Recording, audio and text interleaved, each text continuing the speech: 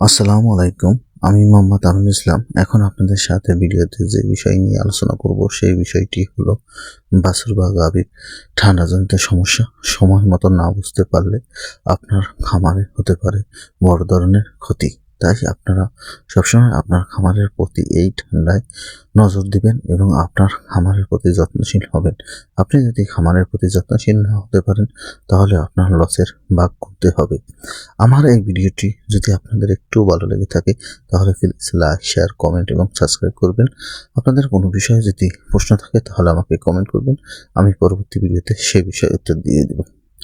বর্তমানে এই শীতের সময় যে বিষয়ে বেশি নজর দিতে হবে সেই বিষয়গুলো আগে জানতে হবে এবং আপনার কি কি সমস্যা হতে পারে এটাও আপনার জানতে হবে। তাহলে আপনি শীতকালে গরুর রোগবালাই খুব কম হবে এবং আপনার গরু সঠিকভাবে থাকবে।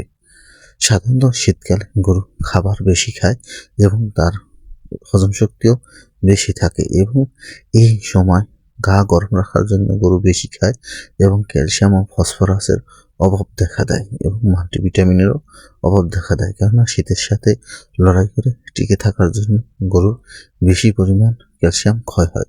এর আগে থাকে আমাদের দেশে বর্ষাকাল বা ভাদ্র মাস। এই সময় অনেক সময় দেখা যায় অনেকে কাঁচা ঘাস সঠিকভাবে গরু দিতে পারে না।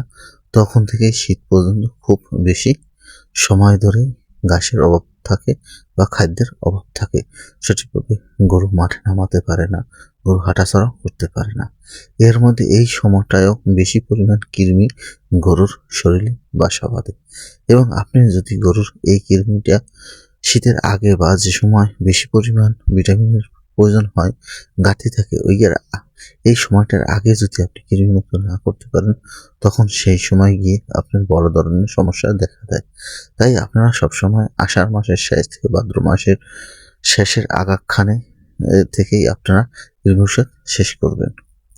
তাই আপনারা সবসময় মনে রাখবেন যে শীতকালীন গরুকে একটু হালকা পরিমাণ হলেও ভিটামিন বেশি খাওয়ানো দিতে হবে এবং এই সময় গরুর যত্ন একটু বেশি নিতে হবে।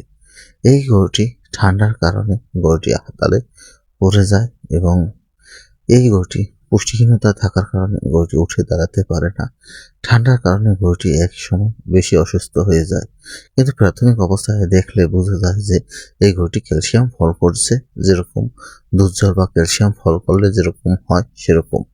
কিন্তু গরুর টেম্পারেচার অতিরিক্ত কমে না, 100-র নিচে নামে না।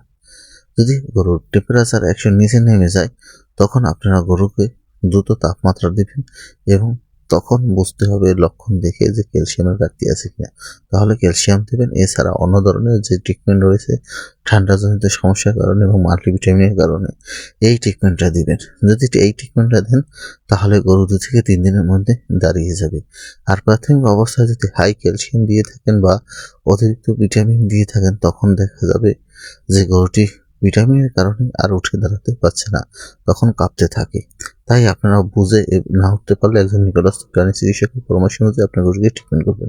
আমার ভিডিও ভালো লাগলে প্লিজ লাইক, শেয়ার, কমেন্ট এবং সাবস্ক্রাইব।